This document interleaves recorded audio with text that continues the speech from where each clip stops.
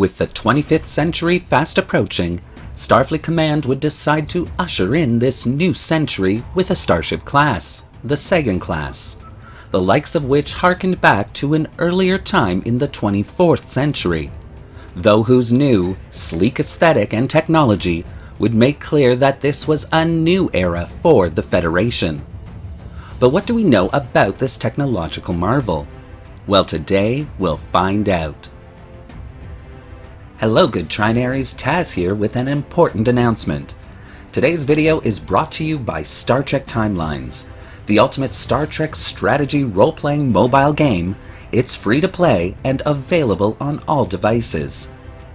In Star Trek Timelines, you'll find all your favorite Star Trek characters: Kirk, Spock, Picard, Pike, Mariner, Janeway, Burnham, and so many more. Collect your favorite characters to assemble the best crew in Starfleet, and then send them on some fantastic missions. Become a captain, take command of your first starship, and explore deep space. You can even command iconic starships like the Enterprise and Voyager. Complete missions, receive distress calls, and engage in starship battles in order to level up your character and collect the captain rewards, and bring some order to the galactic chaos. Take part in legendary PvE and PvP battles that will put your captain skills to the test. Unlock new characters and rewards by completing daily missions and participating in the campaigns featured in the Daily Event Hub. Gain experience to influence factions and rank up in the leadership boards to unlock even more special rewards and events. You can even create your own fleet to explore the unknown with your friends.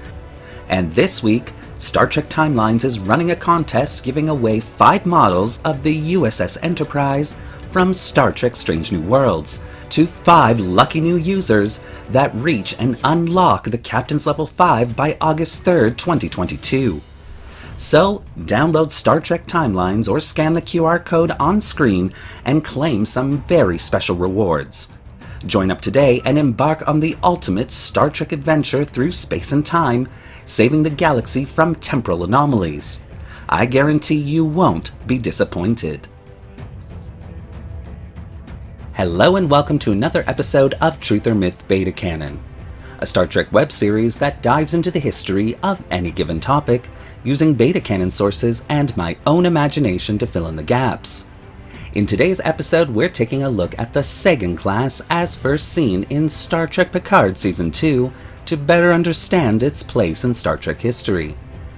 Please note, though I've used every bit of Alpha Canon information I could for this video, I've had to build a narrative from my own imagination weaving in those elements of Alpha Canon to give you good Trinaries the video on this class that you rightfully deserve.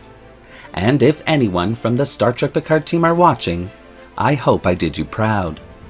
And speaking of the Star Trek Picard team, I'd like to give a huge thank you to Dave Blass, one of this phenomenal series' production designers, for answering my very nerdy questions about the speed of the Sagan Class and asking Jeffrey Mandel about its crew capacity. I really appreciate your help. And lastly, a huge thank you to Marc for providing this awesome Sagan Class 3D model. You can check out all these wonderful people's links in the description below. Also, if you haven't seen Star Trek Picard yet, well, this video does contain spoilers, so you have been warned. As always, because this is just a bit of my own imagination, all information relayed should pretty much be taken with a grain of stardust, and only considered a little bit of Star Trek fun. And so, with all that out of the way, let's begin. The road to the Sagan Class actually began in 2355 at the Battle of Maxia Zeta. It was at that battle that a relatively unknown captain, Jean-Luc Picard, would make a valued name for himself throughout the Federation, winning a battle with the then unknown enemy, the Ferengi, and saving his crew, coming up with a tactic that had never been used before, which would become known as the Picard Maneuver. Forced to abandon his starship, the USS Stargazer, a 4-nacelled Constellation-class vessel, Captain Picard's star was on the rise in both Starfleet and the UFP, eventually leading to the good captain being given command of the USS Enterprise D, the flagship of the Federation, where his fame and notoriety would continue to rise. Because of all this, Jean-Luc Picard would garner many fans of his career in the Federation, with many young cadets looking at his early career on the Stargazer with both admiration and enthusiasm. And thus the Constellation class itself would gain its own notoriety, even though few were still in service in the 2360s. Flash forward to 2387, and the destruction of Romulus would send ripples of change throughout the Alpha and Beta quadrants.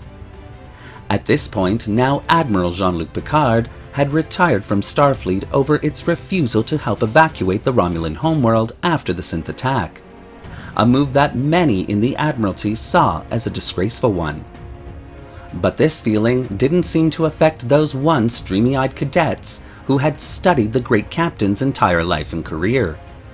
Now serving on their own starships, starbases, or Starfleet facilities, these officers still believed in Jean-Luc Picard's greatness, morality, and sense of duty, and a general feeling of warmth would pervade that entire generation of Starfleet officers. This feeling would continue to exist into the 2390s, when a joint Federation Free Romulus government project would see these two old adversaries working together to unlock the secrets of a found but derelict Borg cube, which became known as the Borg artifact. The Borg Reclamation Project was seen as a huge success by all, eventually leading to various peace treaties between the Federation and New Romulus. The knowledge gained by the Federation from this project was immense, causing a huge flurry of technology to be developed ready for testing by the late 2390s. The problem for Starfleet now was, what starship class would be the first to utilize these breakthroughs? Approaching Starfleet's best and brightest starship design teams with this exact question, it was no surprise to anyone when all the designers declared that a new class needed to be created in order to allow this technology to truly function as it should. An obvious lie, but one Starfleet was more than willing to indulge. And the Sagan Class would be born. Sitting at a length of 540.7 meters and 16 decks tall, the Sagan Class would be designed to be operated by 887 officers and crew members, with a maximum crew capacity of up to 1,200 crew members should the mission require it. Although considered a refit version of the original Constellation class, the Sagan class was nothing of the sort, being newly constructed from the ground up. Almost every piece of technology included within the Sagan class would be upgraded or breakthrough technology based on the years of study of the Borg artifact. The Sagan class would have a standard safe cruising speed of warp factor 7, and a maximum speed of warp factor 9.5. Often referred to as a fast explorer, what made the Sagan class different from its dual nacelle counterparts was the length of time these vessels could maintain their maximum and emergency speeds, which was 4 times the length of any starship. So instead of a mere 12 hours at warp factor 9.5 or higher, the Sagan class could travel at these immense speeds for up to 48 hours, making her a wonderful first response type starship class. Tactically, the Sagan class would be equipped with uprated phaser emitters and forward and aft torpedo launchers, capable of firing photon, quantum, and if required, transphasic torpedoes. Her hull plating would be developed from technology brought back from the Delta Quadrant by the USS Voyager, meaning the Sagan class would have one of the strongest starship hulls ever designed up to this point in starship history. Her computer core would be a bioneural isolinear circuitry one, with Borg artifact technology included within it, making this core over 50 times faster than any core designed before. If the core detected a quick and sudden danger that it believed the crew would not have time to react to, it could engage the ship's shields and sound the red alert. The Sagan class was truly a marvel to behold. Her sleek aesthetic would make her an inspirational design to mark the changing of the century, though not all was perfect with the class. In the early 25th century, the USS Stargazer would come under fire from citizens of the Federation. So immersed were the designers of the class in using every piece of Borg artifact technology they could, that they simply didn't see the danger that was right before their eyes. A danger which would almost cause the destruction of the Stargazer and the loss of its crew, which at the time included Admiral Jean-Luc Picard himself. In 2401, the USS Stargazer would be assigned to investigate a spatial anomaly which had suddenly appeared in Federation space. Shortly after its arrival, the anomaly began broadcasting a message pleading for help from Admiral Jean-Luc Picard, who Starfleet immediately sent to rendezvous with the Stargazer.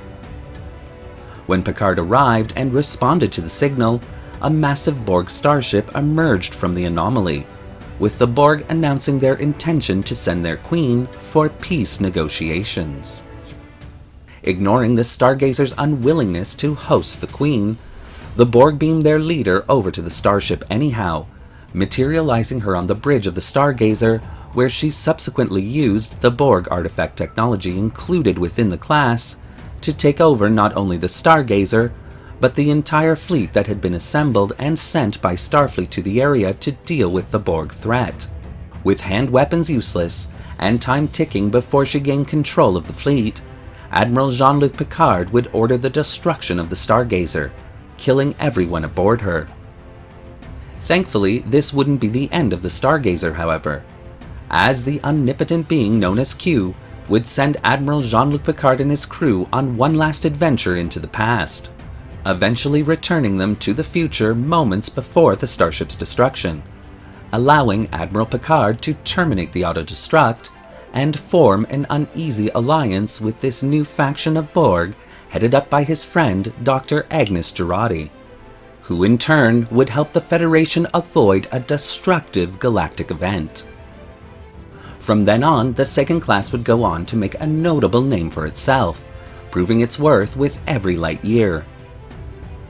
Created during a time of change to usher in a new era for Starfleet, the Sagan Class would prove one of the most innovative designs to come out of the latter 24th century, earning this class its rightful place in Starfleet history. Thank you for watching today's episode of Truth or Myth Beta Canon. What do you think of the Sagan Class and the historical narrative that I've created here? Do you want to see more videos like this one?